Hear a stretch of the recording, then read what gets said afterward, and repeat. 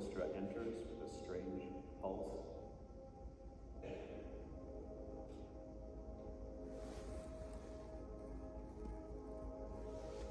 This is the theme of the sacrament of protecting the Grail, repeated in the trumpet.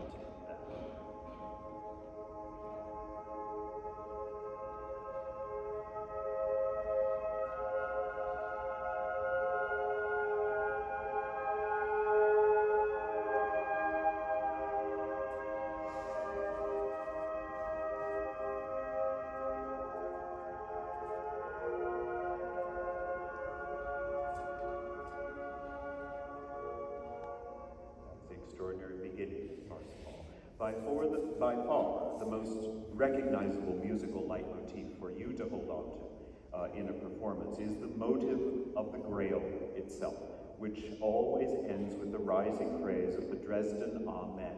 This is music that was the main motive of Felix Mendelssohn's Reformation Symphony of 1830, a work that was very well known to Wagner, and the Dresden Amen, which I'll explain in a minute, would have been instantly recognizable to Parsifal's first audiences. The Dresden Amen is from the area of Dresden and around Saxony, where church hymns would end with this rising praise, Amen.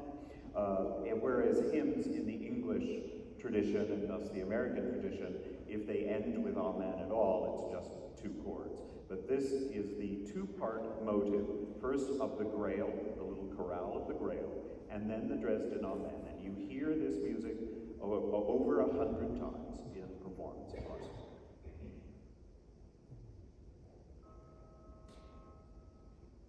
This is the motive of the Grail.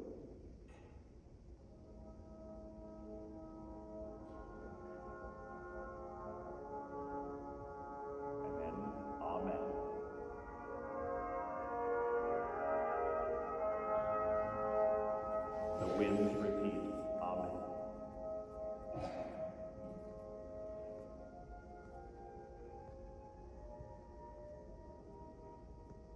So you will hear that a lot, always associated with some kind of psychological characteristic about the Grail itself.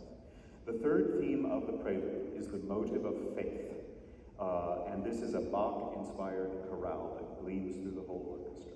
Let's hear this.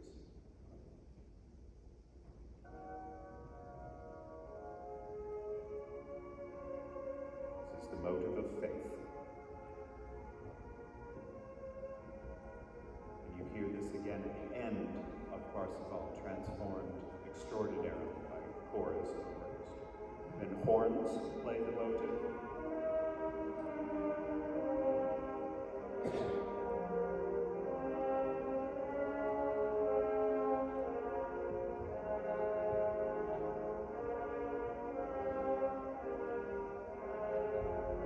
Trumpets.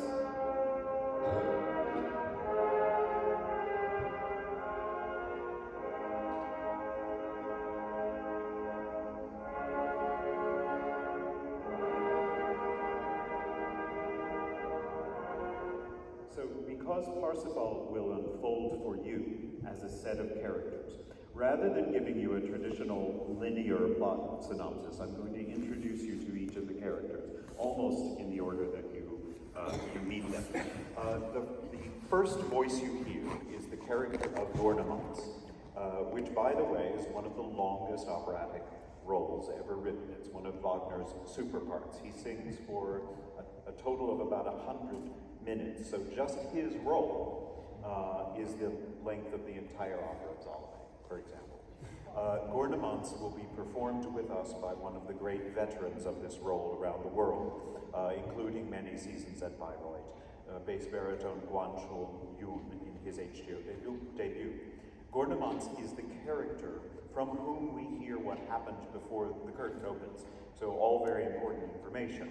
It is from Gornemans that we hear the history of Titurel, the Grail King, and of his son, the new king, Amfortas, and the great wound of Amfortas, which has ignited such suffering in the Grail community. It is only Gornemans who recognizes Parsifal in the opera's extraordinary third act, which takes place decades, possibly even centuries, after the events of the first two acts. And it is Gurnemanz who tells Parsifal in the third act that it is Good Friday, and of the significance of that. One of the great tenor roles in the operatic repertoire is the title role of Parsifal, performed in our production by the amazing Russell Thomas, last here as Radames in Aida just before the pandemic. Parsifal is usually described, as translated directly from the German, as an innocent fool. But in English, this needs a bit of nuance, because this implies foolish behavior. Parsifal is not foolish. He is naive and totally innocent, like Wagner's character Siegfried. We meet Parsifal memorably when he shoots a swan near the Hall of the Grail in Montsalvat, which is, of course, still a shrine to the Holy Grail near Barcelona. The swan references Parsifal's fictional son, the swan knight Lohengrin, who arrives in his Wagner opera, of course, on top of a swan. Swans in many spiritual traditions represent purification and rejuvenation, as they do in this opera. This, of course, is in our regular lexicon as the ugly duckling becoming a swan, etc. The innocence of the swan is symbolized in our John Caird production by having the swan played by a child. The killing of the swan in Parsifal is considered murder by the Grail Knights, but Parsifal, as this innocent youth, doesn't know he has done anything wrong. When Gurnemanz makes him realize the sanctity of all life, animal and human, Parsifal breaks his bow and arrow and sets on a course to learn about compassion, just as Gurnemanz and Amfortas predict he will do. Parsifal is an orphan, and his lack of knowledge of his own origins is quite significant to the plot, because the only person who seems to know anything about Parsifal is Kundry. Parsifal does know the name of his mother, Herzeleide, which means heart's sorrow, but it is Kundry who explains to Parsifal how his mother died in protecting him from the world's woes. So upon hearing from Kundry that his mother is dead, Parsifal attacks her, and he learns the consequences of lashing out. Parsifal is the audience's witness to the suffering of Amfortas, and we see Parsifal's instinct of compassion when he somehow intuits that he will be involved in healing the king's wound. At the end of the second act of Parsifal, at the culmination of the long duet scene between Kundry and Parsifal that forms more than half of the second act, the magician Klingzor throws the holy spear at Parsifal, hoping to wound him as he did Amfortas. But Parsifal stops the spear in midair, one of the iconic images of this opera.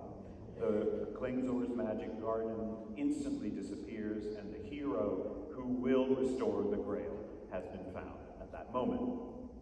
Amfortas is performed with us by the bass baritone Ryan McKinney, who has performed a huge variety of roles here in his home company. And incredibly, for such a young man, this is his sixth production of Parsifal around the world, including 2 seasons at Bayreuth.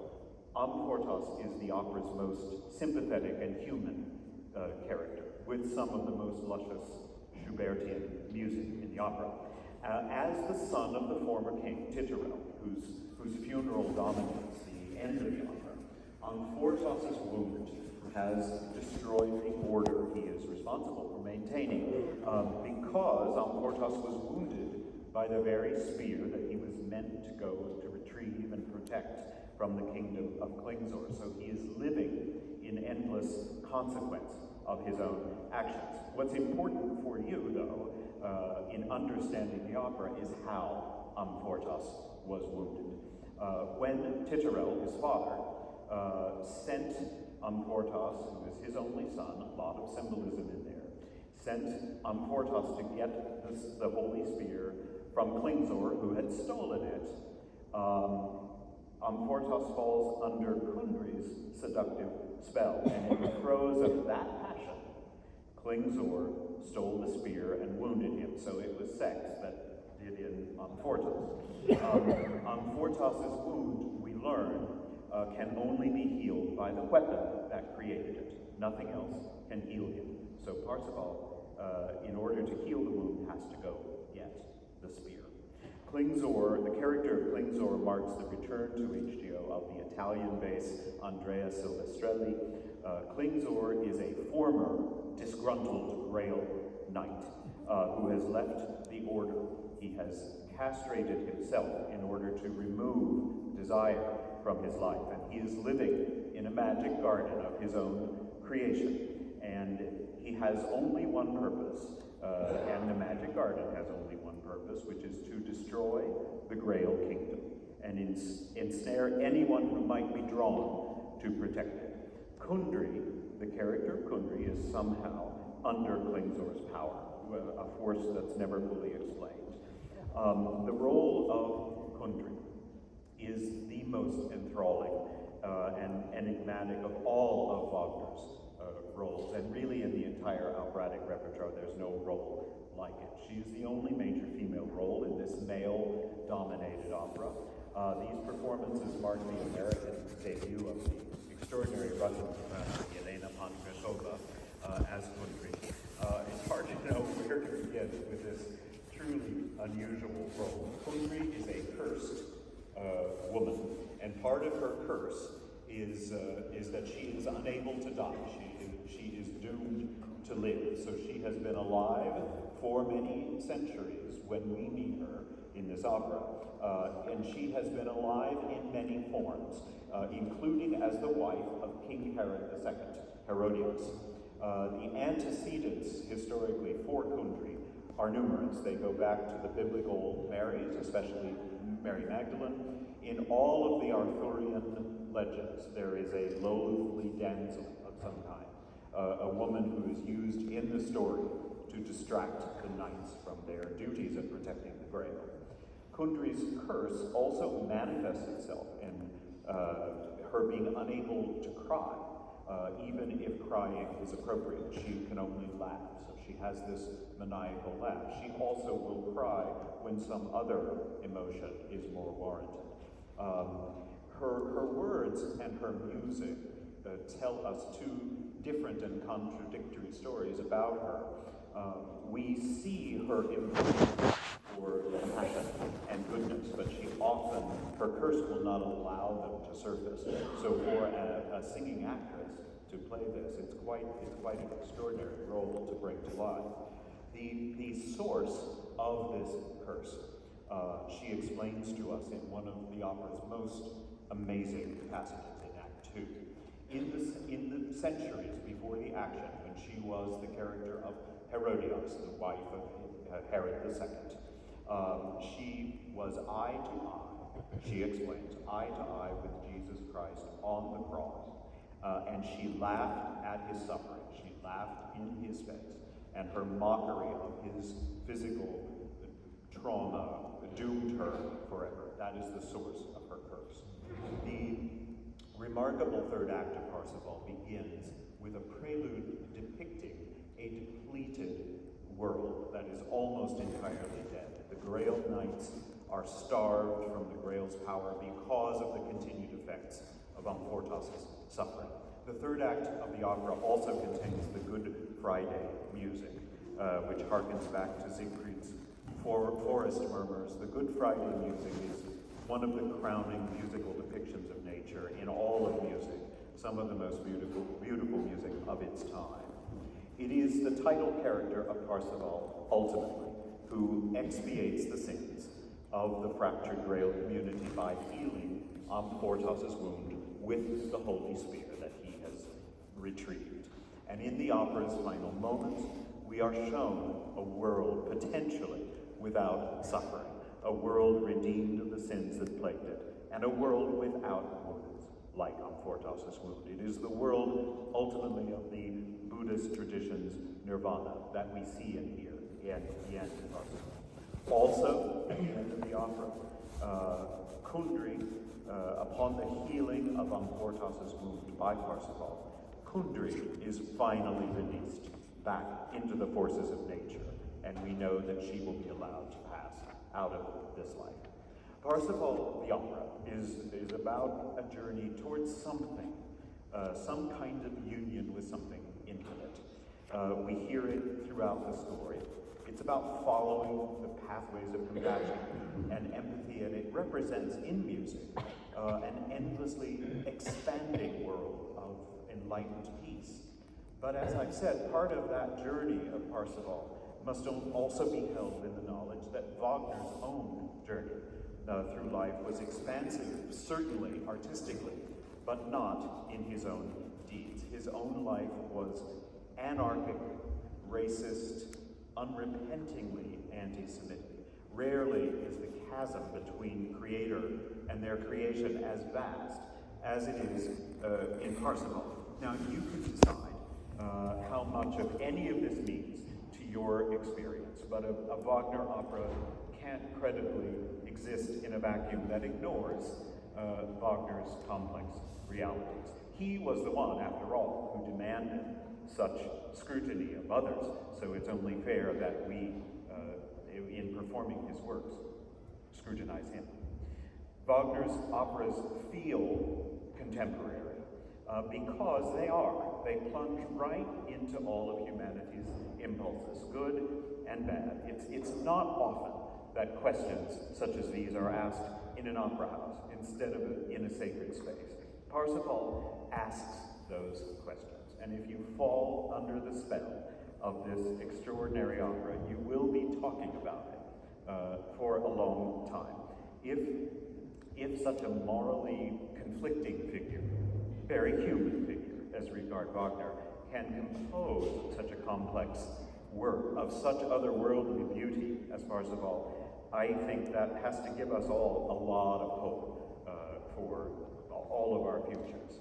Please enjoy the intense provocations of this enigmatic and very, very thrilling opera. Performances of Parsifal are very rare in the world for a great many reasons, so we hope that you cherish these hours, and we are very happy you're here. Welcome to HGO. Thank you all.